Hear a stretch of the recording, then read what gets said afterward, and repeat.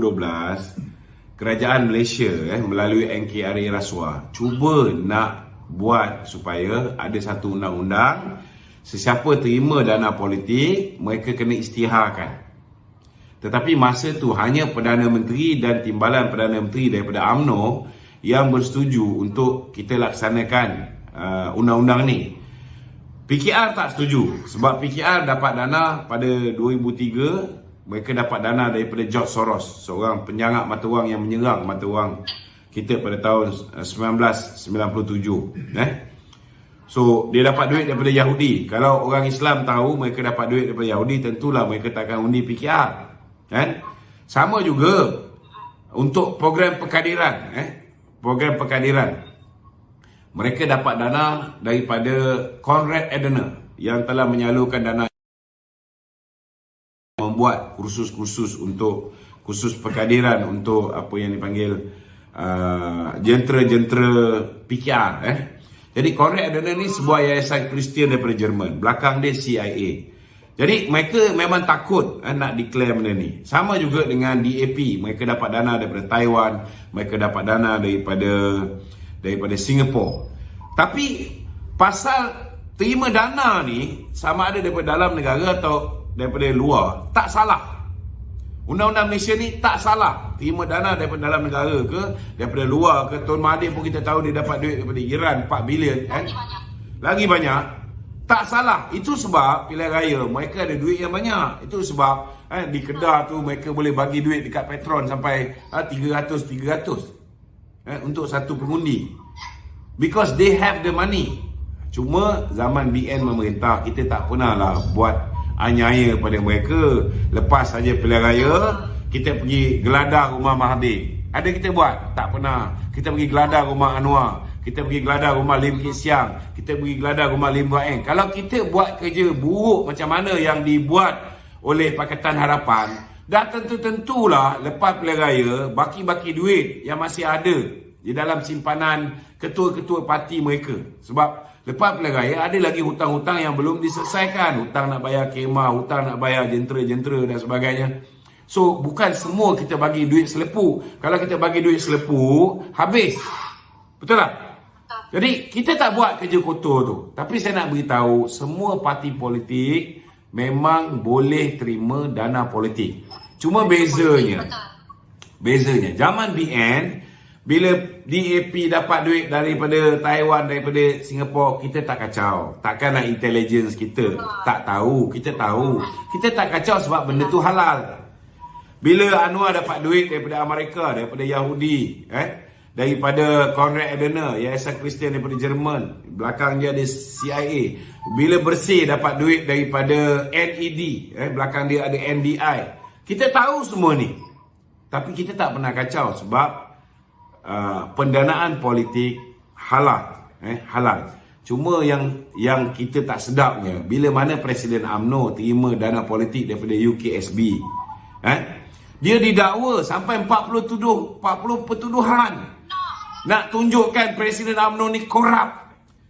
Tetapi Allah Ta'ala tu maha berkuasa. Kita tengok dalam perjalanan kes ini, akhirnya orang yang bagi duit pada Datuk Seri Zahid, orang ini mengaku di dalam mahkamah dia juga bagi kepada Tun Mahathir 2.6 juta melalui Tan Sri Rahmat, suami kepada Yasmin, anak saudara Datuk Tun Dr. Mahathir. Orang ni juga mengaku dia juga bagi 1.3 juta kepada Tan Sri Muhyiddin Yassin.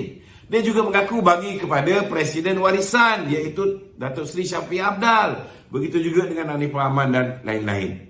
Jadi persoalan dia, kenapa Datuk Zahid bila dia terima dana daripada UKSB, ianya dianggap rasuah? Kenapa bila Mahathir terima, Muhyiddin terima, bila Shafie Apdal terima, bila Hanifah Aman terima, ianya tidak dianggap rasuah, ianya dianggap sebagai political donation?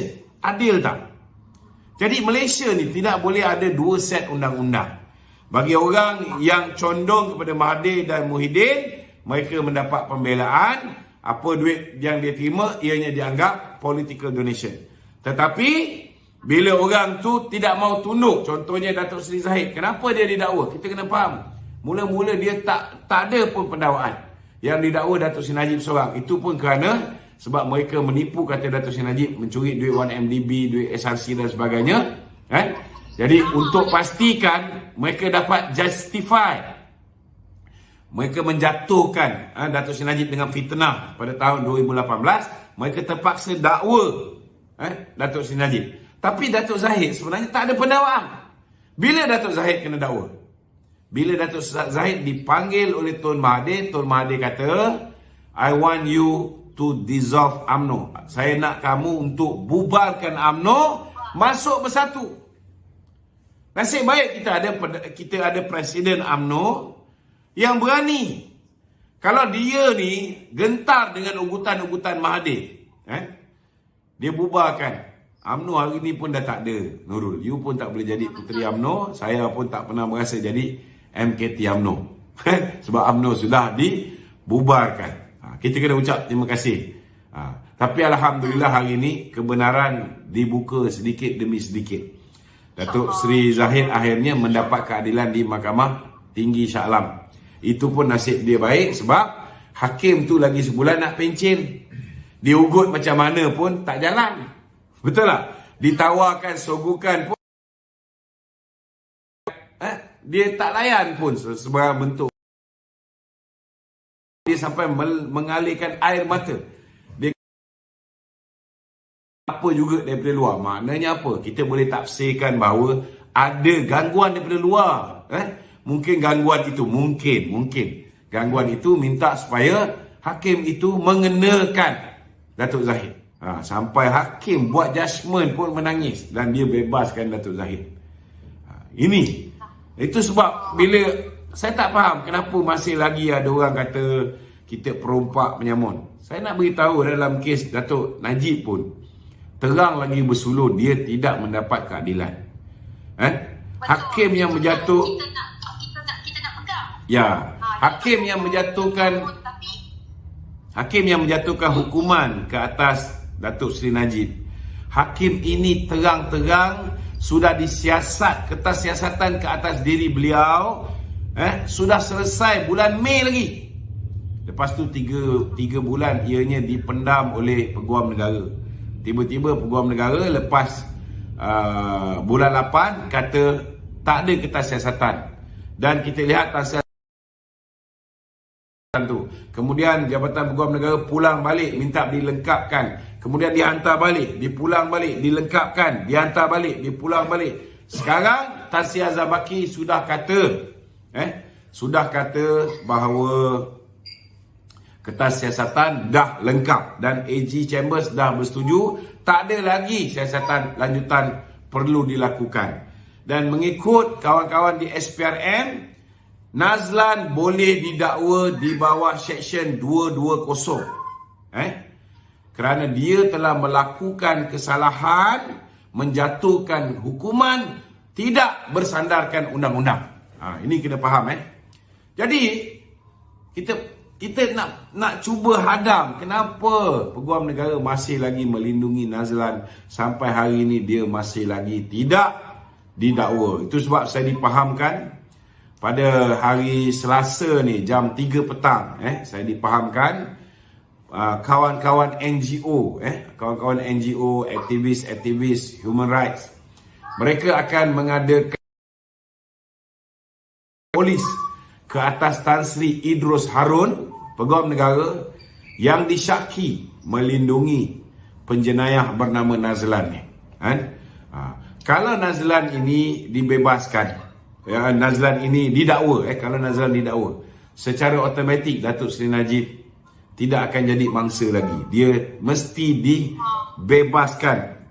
Dia mesti, kes dia yang dibicarakan di hadapan Hakim Nazlan akan dianggap sebagai null and void. Tak akan dikira. Kes tu sama ada dibuang atau Datuk Seri Najib perlu didakwa di hadapan seorang hakim yang adil, saksama, tidak ada konflik of interest. Banyak lagi lah. Banyak lagi. Datuk Seri Najib ni dia sangat gentleman. Ya.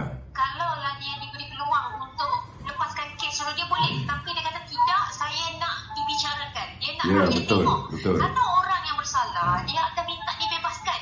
Ya. Tengok Anwar Ibrahim. Dia dah di penjara. Rakyat masih lagi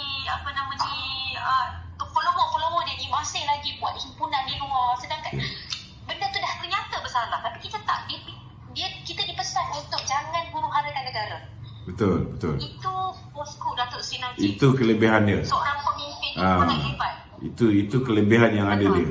Tetapi bila mereka Pakatan Harapan dapat kuasa, kita tengok apa yang berlaku.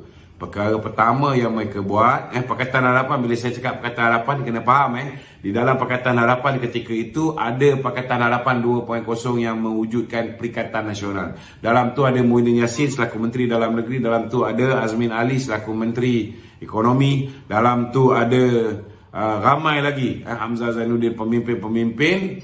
Hamzah Zainuddin tak ada, Saifuddin Abdullah, ramai lagi.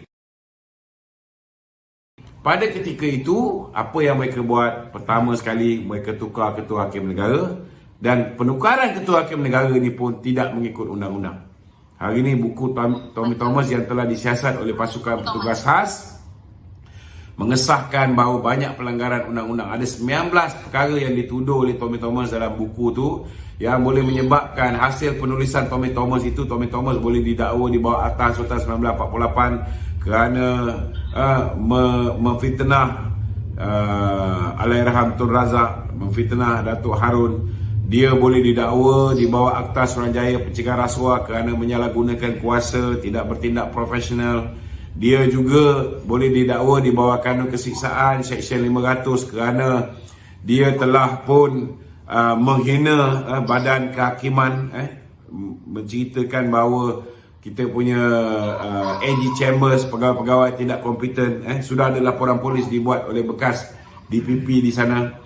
Ada banyak lagi. Dia boleh didakwa di bawah Akta Rahsia Rasmi kerana mendedahkan perbualan dia dengan Kebawah Duli Yang Maha Mulia daripada Kebaginda dan Pertuan Agong, mendedahkan perbualan dia dengan Tun Mahathir, berhubung negeri, berhubung dengan syarikat 1MDB, macam-macam. Pendedahan dia berpakat dengan Tokek Genting, bawa Tokek Genting pergi ke rumah dia, membincang untuk menjual kapal Equanimity. Barang bukti ni boleh dijual, cuba bayangkan. Barang bukti dia boleh jual. Jual pula tu, mahkamah tetapkan minimum harga reserve 130 juta US dollar. Dia jual 126 juta. Dan akibat daripada penjualan itu, pihak pasukan petugas khas mengesyaki ada salah dengan pengecualian cukai yang diberikan kepada Genting sebanyak 4.8 bilion, Nurul. 4,800 juta ringgit. Cuba bayangkan. Okey. Memang Pakatan Harapan ni dia berjaya menimbulkan persepsi untuk rakyat percaya bahawa sebenarnya BN ni tak betul. Hakikatnya mereka yang melakukan benda-benda tak betul tu. Betul. Kan?